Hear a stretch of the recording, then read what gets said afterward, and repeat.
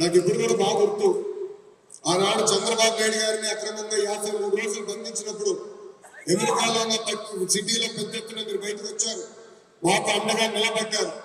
అంతేందుకు Dallas లో అయితే 3 ప్రోగ్రాంలు మీరు నిర్వహించారు. మీకు కేవలం ఒక ప్రోగ్రాం అయి ఉండొచ్చు, కానీ మా కుటుంబానికి మీరు కొన్నంత బలం ఇచ్చారు.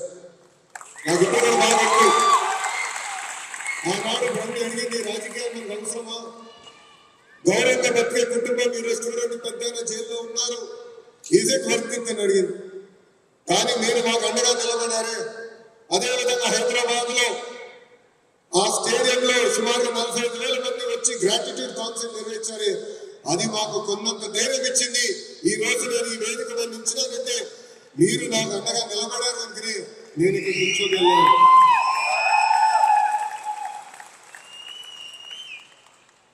ఈ మీటింగ్ చూసిన తర్వాత టీమ్ 11కి నిద్ర పట్టదు.